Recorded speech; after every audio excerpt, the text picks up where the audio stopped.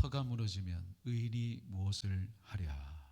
터가 무너지면 의인이 무엇을 하랴. 오늘 말씀에서 터가 무너졌다라고 할 때에 이 터라는 단어는 샤트라는 히브리어 단어인데 기초, 기둥, 토대라는 의미를 가지고 있습니다. 두 가지 기둥, 토대라는 의미를 가지고 있는데 첫 번째는 무형적인 눈에 보이지 않는 기둥, 기초, 토대를 의미하는 것입니다. 이것은 인간 세상을 유지하는 법이나 정의, 도덕을 말하는 것입니다. 그런데 터가 무너졌다라는 것은 뭐냐? 악인이 득세하는 것이죠. 법이 무너진 것입니다. 법이 공평하지 못한 것이죠. 정의와 도덕이 무너진 것입니다. 법을 지키고 도덕 윤리 규범을 따르는 의인들이 오히려 악인들이 득세하면서 고통을 당하는 시대, 바로 불법의 시대, 그것이 터가 무너졌다는 말입니다. 두 번째, 터가 무너졌다는 의미는 유형적인 눈에 보이는 기초, 토대라는 것을 말해요. 이것은 우리가 살아가면서 우리의 삶에 행복을 주는 어떤 재물이라든가 건물이라든가 그리고 사람과의 관계를 이야기하는 것입니다. 눈에 보이는 것. 여러분 부동산 있습니까? 건물이 있습니까? 뭐 똘똘한 아파트 한 채 있습니까? 좀 재력 또 사람과의 관계도 대인 관계도 좀 좋고 그런데 이게 무너졌단 말이에요. 터가 무너졌다는 것은 어떤 또 두 번째 의미냐면 우리에게 평안하고 안락을 주었던 우리 인생의 부도가 나버린 거예요. 물질적인 어려움이 찾아오거나 아니면은 가족 관계에 심각한 문제가 생기거나 내가 그렇게 신뢰하고 믿었던 사람에게 배신을 당하거나 그래서 관계가 완전히 무너진 그런 상태. 그래서 개인의 행복이 무너졌다라고 하는 것이죠. 이것이 바로 터가 무너졌다 하는 것입니다. 그래서 오늘 말씀에서 터가 무너졌다는 것은 불법의 시대가 되었고 개인의 삶도 불행해졌다는 것을 말합니다.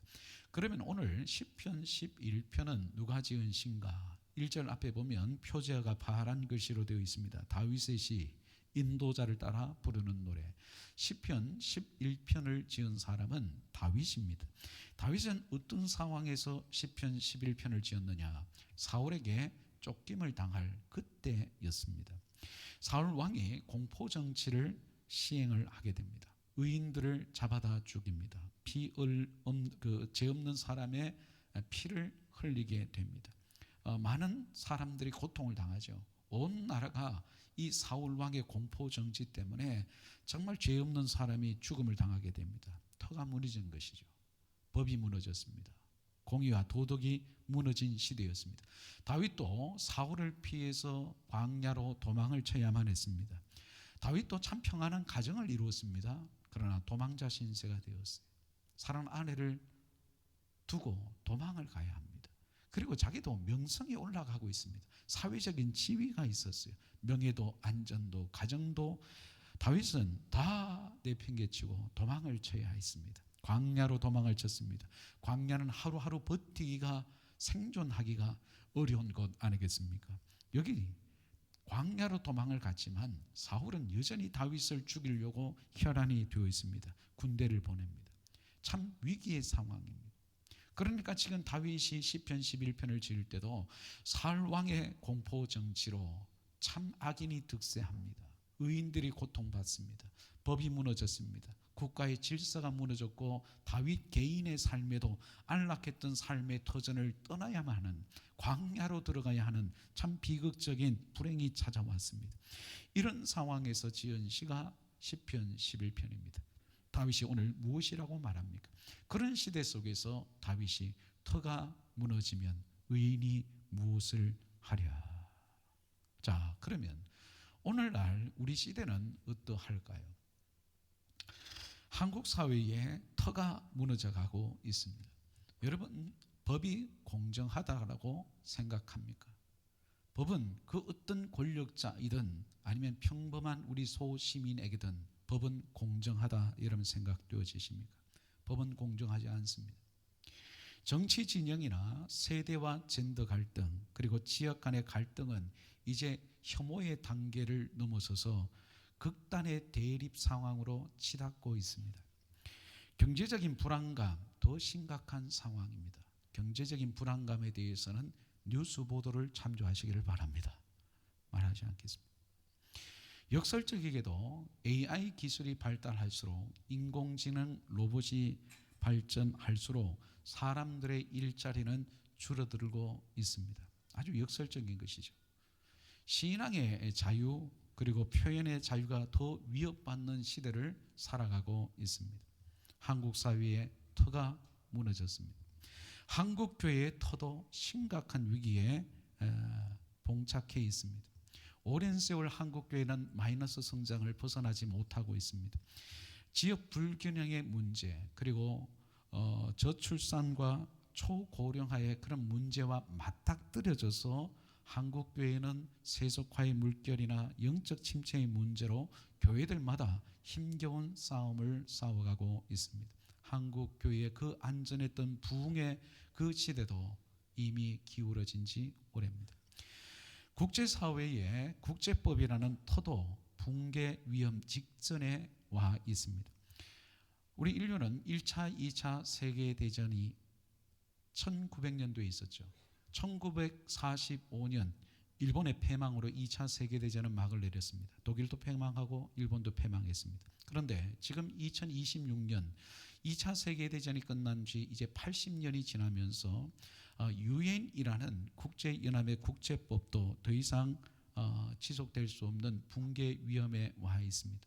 어디가 우방국인지 알 수가 없습니다.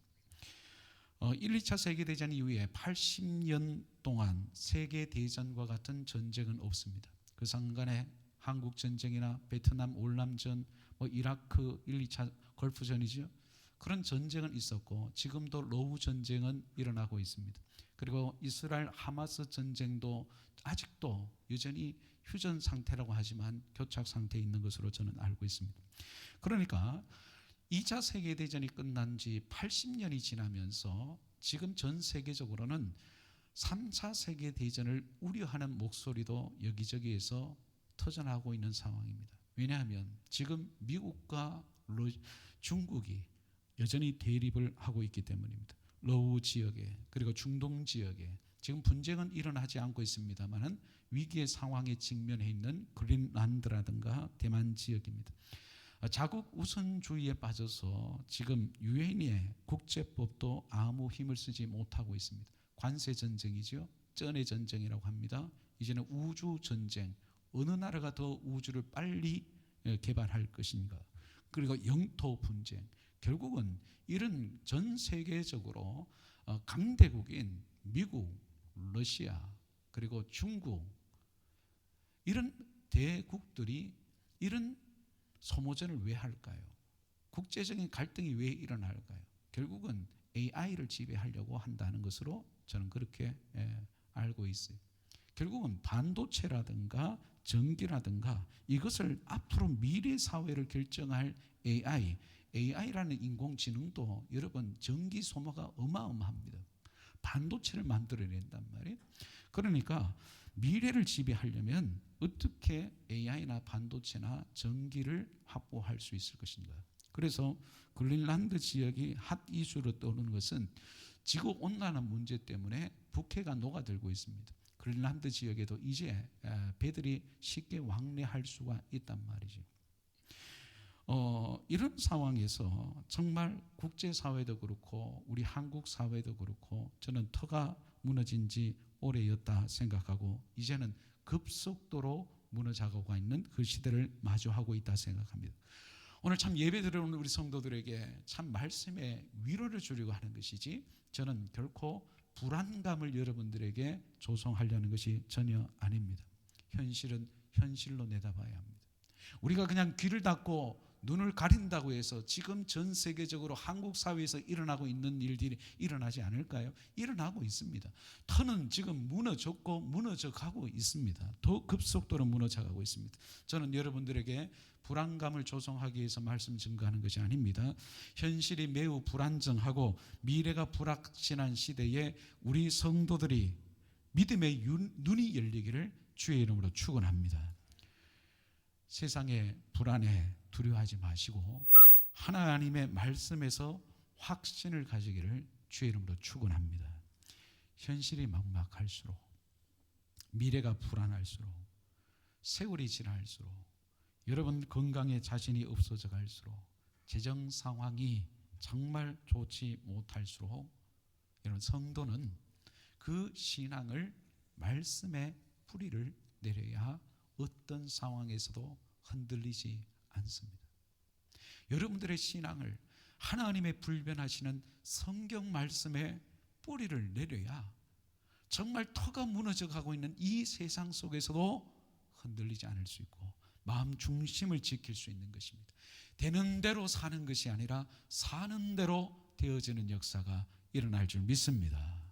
그러므로 사랑하는 우리 성도 여러분, 만약 여러분들 중에서 예전에는 하지 않았던 걱정, 근심이 많아지는 그런 성도들 계십니까?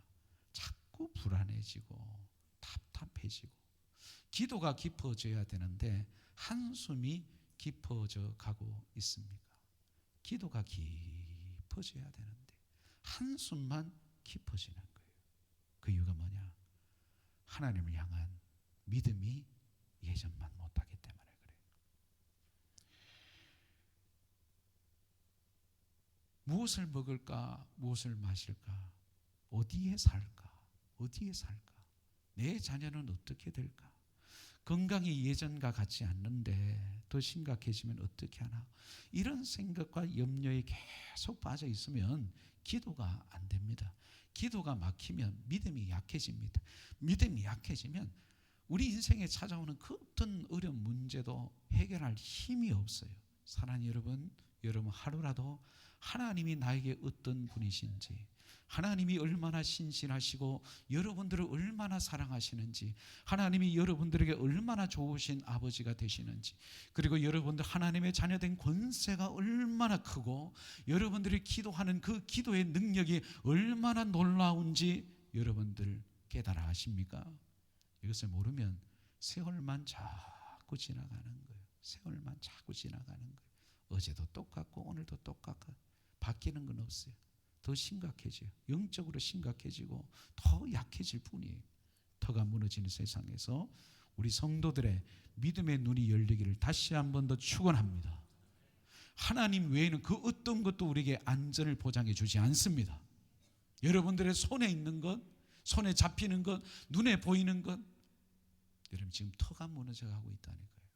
한국 사회가, 정치가, 경제가, 그리고 국제 정세가 점점 터가 무너져 가고 있는 것을 볼 때마다 우리 성도들은 다시 신앙으로 하나님을 붙들어야 합니다. 하나님 외에는 그 어떤 것도 우리의 안전일 수 없습니다. 하나님만이 우리의 안전이 되심을 믿습니다. 여러분 세상 것에 안정감을 얻으려고 하지 마십시오. 무너지면 여러분들도 무너지는 것입니다. 그러나 하나님을 나의 안전으로 삼는 사람은 세상이 요동할 일이 있어도 무너지지 않습니다. 왜냐하면 하나님은 강하신 분이시기 때문에, 하나님은 능력의 하나님이시기 때문에 그렇습니다. 자, 그러면 이렇게 사회에 악이 만연하고 참 개인의 삶도 힘들어질 때 터가 무너진 것 같은 이 세상에서 우리 성도들은 어떻게 해야 할까? 첫째로 주권자 되시는 하나님께 피하십시오. 주권자 되신 하나님께 피하라. 오늘 1절 말씀을 우리 다시 한번 더 읽어보겠습니다. 1절 말씀 같이 읽습니다. 시작.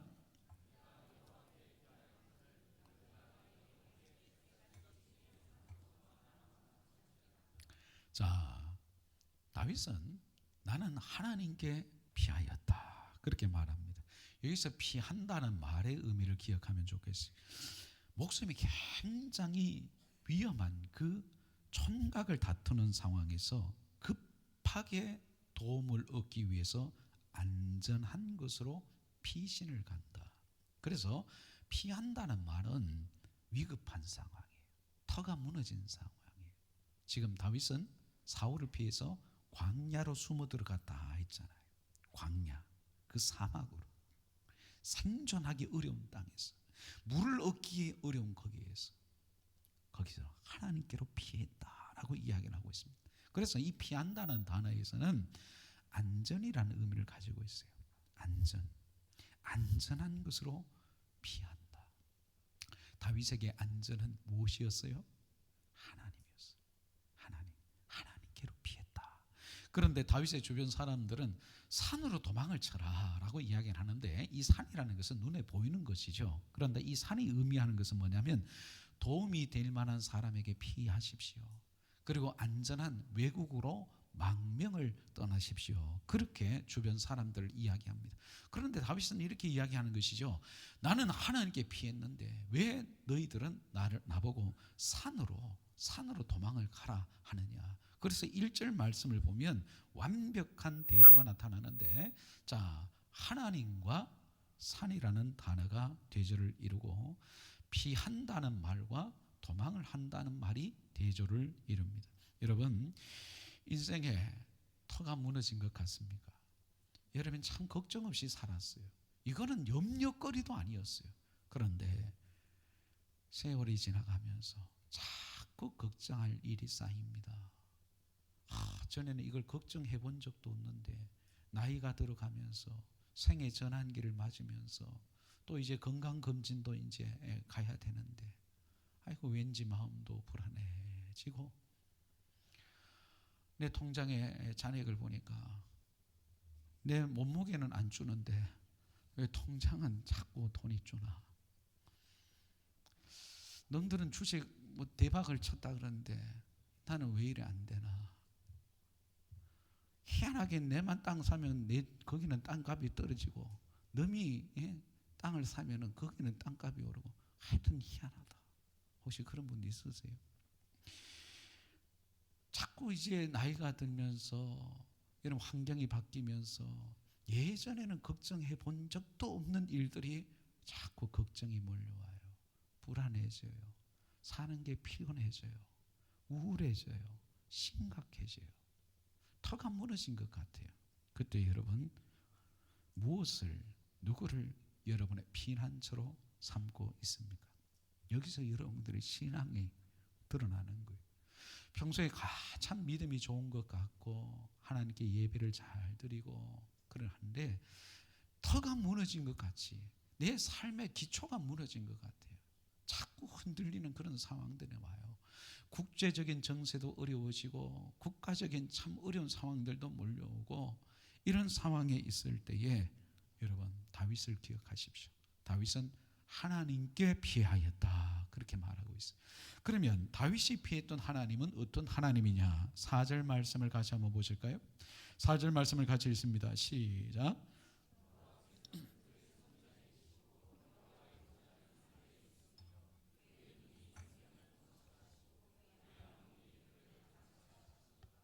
자, 여기서 보면 여호와께서는 그의 성전에 계시고 여호와의 보좌는 하늘에 있다라고 이야기하고 있습니다.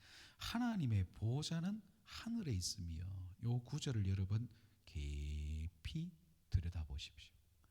다윗은 하나님께 피했다. 하나님이 눈에 보입니까? 그러니까 주변 사람은 산으로 도망을 가라. 눈에 보이는 사람들을 의지해라. 다른 나라로 망명을 가라. 그래야 네가 산다. 그러나 다윗은 보이는 것을 의지하지 않았습니다. 보이는 사람을 의지하지 않았습니다. 인간적인 방법을 선택하지 않았습니다. 눈에 보이지 아니하시지만 하늘 보호자에 계신 그 하나님을 그런 의지하고 피했단 말이에요. 그래서 하나님의 보좌는 하늘에 있다라고 했을 때 하늘이 의미하는 게 뭐냐면 하나님의 주권적인 통치를 말하는 것입니다. 우리 하나님은 어떤 하나님이십니까? 하나님은 능력의 하나님이십니다. 지금도 살아 역사하셔서 온 세상 만물을 주관하시고 통치하시는 하나님이십니다. 세상 권력자도 하나님의 손 안에 있습니다. 세상 나라를 통치하는 분이 하나님이신 줄 믿으시길 바랍니다. 하나님께서는 인간의 생사하복도 주장하시는 분이에요. 하나님께서 인간에게 복을 주십니다. 강하게도 하십니다. 높이기도 하십니다. 그러나 하나님께서는 재앙을 주시기도 하시는 분이시고 약하게 하시기도 하시고 하나님은 낮추기도 하시는 하나님이세요. 하나님은 주권의 하나님이십니다. 그 주권의 하나님이 지금도 하늘 보좌에서 이 땅을 통치하고 계신다는 말이에요. 그래서 하나님께로 급히 다윗이 피하였다. 그래서 이 하나님께로 피했다는 말이 뭐냐? 자, 저는 그렇게 생각합니다. 하나님께 피했다는 말은 하나님을 찾는 거예요. 하나님께 예배하는 것입니다. 하나님께 예배를 하는 거예요. 자, 그렇지 않습니까? 하나님께 피한다는 것이 하나님 우리 눈에 보이는 분이 아닌데 하나님께 피해서 그 하나님 앞에 예배합니다. 하나님을 찬양합니다. 하나님의 이름을 부릅니다. 그 하나님을 묵상합니다. 기도하는 거죠. 그래서 여러분, 터가 무너지는 것 같이 염려, 근심, 걱정이 몰려올 때, 불안할 때에 하나님께 피하십시오. 하나님께 피한다는 것은 그 하나님을 독대하면서 예배하는 것입니다. 성경을 펼쳐 읽으십시오. 성경을 읽고 그 하나님의 말씀을 들으십시오. 찬양하십시오. 찬양을 입에서 부르십시오. 찬양을 입에서 부르기가 어렵거든 찬양을 그냥 털어놓으십시오. 그 찬양의 가사를 묵상하십시오. 사랑하는 여러분, 불안할수록 더 기도하십시오. 불안할수록 더 기도하십시오. 기도줄이 생명줄인 줄 알고 내가 기도하지 않으면 영혼의 호흡이 끊어져서 내 영혼이 죽는다는 절박함을 가지고 입술로 주님을 부르십시오. 작은 신음소리라도 들어주시는 그 하나님 앞에 기도하십시오. 이것이 하나님께 피한다는 말입니다. 다시 말씀드립니다. 다윗은 하늘 보좌에서 이 땅을 지켜보시고 통치하시는 그 하나님 앞에 피해서 그 하나님을 묵상했습니다. 기도했습니다. 예배했습니다. 그러니까 터가 무너진 상황에서도 죽음의 위험이 닥쳐와도 그는 무너지지 않았습니다. 터가 무너져가는 것을 보게 됩니까? 여러분, 하나님께 피하는 여러분 되시기를 주의 이름으로 축원합니다. 두 번째로 감찰자 되시는 하나님을 기억해야 합니다. 4절 5절 말씀을 같이 한번 보시겠습니다. 4절 5절 말씀을 같이 읽겠습니다. 시작.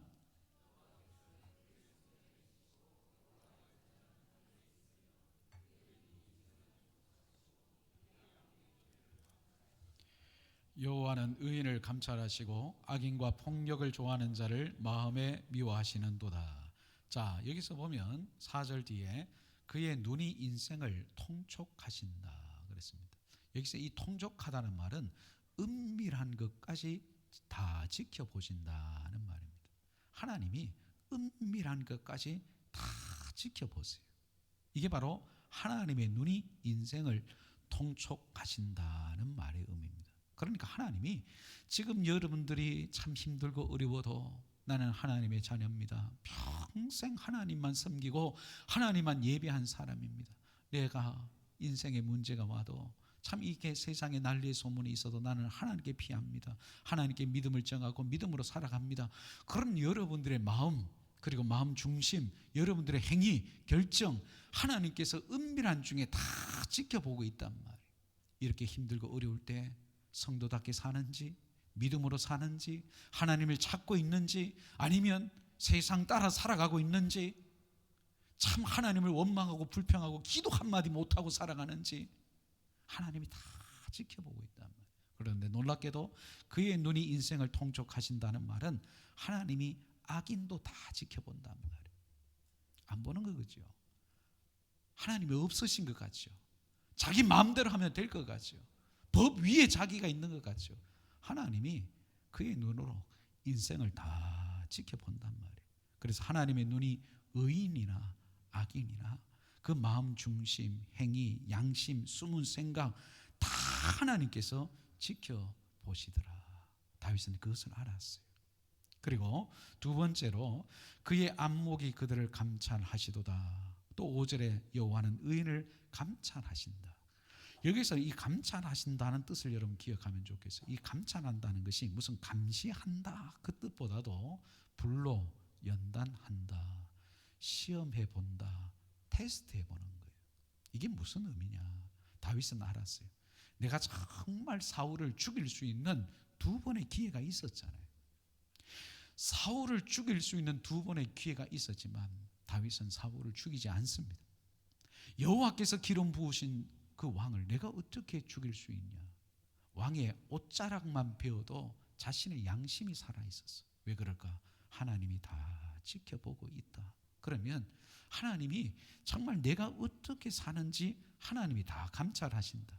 내가 정말 믿음으로 산다고 입술로는 고백했는데 아무도 보는 이 없을 때는 내 마음대로 살고 신자인지 불신자인지 의인인지 악인인지 하나님이 다 지켜본다는 거예요. 그래서 여러분, 터가 무너진 세상, 법이 무너지고 정의가 무너지고 양심이 무너지고 사람들이 마음대로 그렇게 살아가는 시대라 할지라도 성도는 성도답게 살아야 되는 줄 믿습니다. 하나님의 자녀는 하나님을 두려워하면서 하나님의 법이 있다는 것을 알고 하나님이 다 지켜보시는 것을 알고 하나님께서 내 신앙의 고백대로 내가 그렇게 하나님을 믿습니다, 나는 성경 말씀대로 살아갑니다, 입술로 그렇게 고백한 대로 여러분들이 일터에서, 직장에서, 가정에서, 교회 안에서 그렇게 살아가고 있는지 하나님께서 다 시험해 보고 있단 말이에요. 이런 불과 같은 시험 속에서, 터가 무너진 이 세상에서 가정의 위기가 찾아오고 어려운 문제가 찾아와도 나는 정말 하나님을 사랑합니다, 믿음으로 삽니다, 말씀 붙들고 삽니다. 여러분들이 신앙을 고백하고 신앙대로 사는 것이 정말 진짜인지 가짜인지 하나님께서 불러 테스트해 보시는 거예요. 연단해 보시는 거예요. 시험해 보시는 거예요. 그래서 다윗은 알았습니다. 지금 이 광야의 시간은 하나님이 나를 단련하고 있다. 내가 이제 이스라엘을 다스리는 왕이 되기 전에 하나님이 터가 무너진 이 세상 광야 속에서 나를 지금 단련하고 있다, 시험하고 있다. 그래서 자기 마음대로 살지 아니하고 하나님의 말씀대로 신앙의 양심대로 살 수 있었단 말이죠. 사랑하는 여러분, 터가 무너지면 의인이 무엇을 하랴? 여러분, 하나님의 자녀이시죠? 성도이시죠? 예수님의 제자이시죠? 그러면 터가 무너진 세상에서 여러분 개인적으로, 가정적으로 어떤 어려운 문제들이 찾아와도 하나님의 자녀는 하나님의 자녀답게 살아야 합니다. 그 이유가 무엇이라고요? 5절, 4절, 5절을 늘 여러분 기억하셔야 돼요. 4절, 5절의 말씀, 하나님이 지금 다 지켜보고 있다. 하나님의 눈이 내가 지금 이 상황에서 어떻게 살아가고 있는지 다 지켜보고 있다. 낙심할 때, 의기소침할 때, 두려워지고 불안할 때라도 나는 그래도 하나님 밖에는 없습니다. 하나님 밖에는 없습니다. 그렇게 고백한 대로 하나님 앞에 나와서 정말 간절한 마음으로 기도하고 있는지 아닌지, 그냥 원망이 습관이 되고 불평이 습관이 되고 하나님 어디에 계십니까? 그렇게 하나님 앞에 원망은 하지 하나님 도와주실 줄 믿습니다 라고 믿음으로 간절히 기도하고 있는지 아닌지 하나님이 다 지켜보고 있다. 하나님이 사울도 지켜보고 다윗이 나도 지켜보고 있다. 그리고 나를 하나님께서 이 광야 속에서 연단하고 준비시키고 있다. 이것을 생각하니까 다윗은 터가 무너져도 자신의 믿음은 무너지지 않았단 말입니다. 여러분, 점점 세상이 악해집니다. 세상이 급속도로 무너집니다. 여기에서 우리 성도라 할지라도 믿음이 무너지면 하나님의 자녀답게 살지 않습니다. 불법을 저질러야, 편법대로 살아야 살아남기 때문에 성도라도 신앙의 양심을 어기면서 살아가는 것에 양심의 가책을 느끼지 않는단 말이에요. 오늘 이 다윗을 보세요. 터가 무너졌을 때 다윗은 사람의 눈을 의식하는 것이 아니라 하나님의 눈을 의식하며 살았다는 것을 기억하시기를 바랍니다. 다윗은 사람이 두려운 것이 아니라 하나님이 두려웠어요. 여러분, 터가 무너지고 있습니다. 법이 무너지고 있습니다. 악인이 득세하고 있습니다. 성도가 신앙 양심 따라 살면 손해보는 시대로 지금 우리는 접어들었습니다. 여러분, 어떻게 하실래요? 우리의 신앙을 타협을 강요할 때에 여러분 어떻게 하실래요? 터가 무너졌는데, 터가 무너져가고 있는데. 다윗은 알았어요. 하나님의 눈이 나를 다 지켜보고 있다.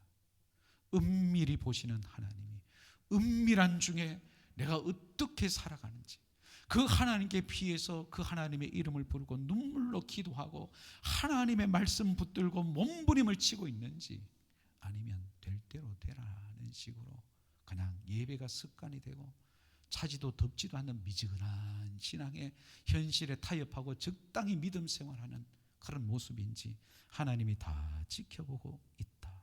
내가 평소에 고백한 대로 그렇게 살고 있는지 아닌지 하나님께서 지금 하늘 보좌에서 나를 다 지켜보고 있고 테스트하고 있다.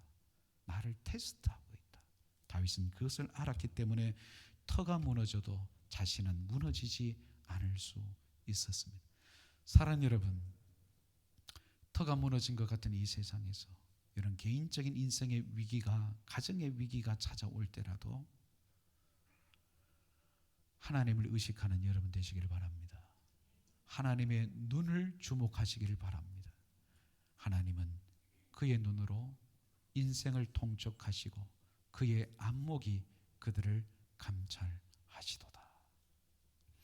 이제 세 번째, 심판자 되시는 하나님을 우리는 생각해야 합니다. 여러분 5절에서 7절까지 말씀인데 제가 한번 읽어드리겠습니다. 여호와는 의인을 감찰하시고 악인과 폭력을 좋아하는 자를 마음에 미워하시도다. 악인에게 그물을 던지시리니 불과 유황과 태우는 바람이 그들의 잔에 소득이 되리로다. 여호와는 의로우사 의로운 일을 좋아하시나니 정직한 자는 그의 얼굴을 배우리로다. 여러분 오늘 이 세 절에서 의인과 악인이 대조를 이루게 됩니다. 하나님은 5절에 보면 악인을 미워하신다 그랬습니다. 하나님은요, 악인이 득세하는 것, 여러분 통통한 돼지 살찌우는 것과 똑같습니다. 불법을 자행하고 그렇게 하면 정말 의인들을 고통해하고 죄 없는 자를, 무죄한 자의 피를 흘리는 것, 그거 하나님께서는 미워하시는 거예요. 그리고 의인은 하나님께서 의로운 일을 좋아하시고 정직한 자는 그의 얼굴을 배웁는다 그랬어요. 여기서 하나님께서는 의인을 좋아하십니다. 사랑하십니다. 그래서 여러분 터가 무너진, 정말 사회 규범이 무너지고 법이 무너지고 악인이 득세하고 우리 성도들이 믿음으로 살아가는 것이 그 어느 때보다도 더 힘겨워진 그 시대라도 하나님은 우리가 의인인지 우리가 악인인지 다 지켜보고 있다는 것을 두려워하셔야 돼요. 그래서 하나님께서 악인에 대한 심판을 말씀하시는데 6절이에요. 6절을 다시 한번 보실까요? 시작. 악인에게 그물을 던지시리니 불과 유황과 태우는 바람이 그들의 잔에 소득이 되리로다. 하나님께서 반드시 때가 되면 이 악인들에 대해서 하나님이 심판하실 때가 있다는 것입니다. 그래서 여러분이 정말 믿음의 사람인지 불신앙의 사람인지, 예수 믿는 척만 했는지 정말 예수가 여러분들 안에 있는지를 스스로 증명하십시오. 그게 터가 무너질 때 증명이 되어집니다. 터가 무너진 그 세상을 살아가는 성도들은 내가 정말 알곡이었는지 쭉정이었는지가 그때 드러나게 된단 말이에요. 터가 무너질 때 의인이 무엇을 하랴? 무엇을 하겠습니까? 하나님께 피한다니까요. 그 하늘의 하나님이 다 지켜보고 있기 때문에 내 신앙 양심을 거스르는 일은 할 수가 없는 거예요. 내 신앙을 지켜내는 거예요. 그 하나님을 찾는 거예요. 기도하는 거예요. 믿음으로 붙잡는 거예요. 하나님께서 다 지켜보고 있다. 이것은 하나님이 나를 지금 연단하고 시험하고 있다는 것을 알고 하나님의 심판의 때가 분명히 있다는 것을 압니다. 사랑하는 여러분, 여러분들이 지금 이 혼란스러운 세상에서, 불안한 세상에서, 참 국제 정세도 지금 어떻게 벌어질지 모르는 이런 상황에서 여러분들이 의인인지 악인인지, 내 안에 예수가 있는지 아니면 나는 예수를 믿는 척만 해왔는지 스스로 돌아보시기를 바랍니다. 이제 말씀을 맺겠습니다.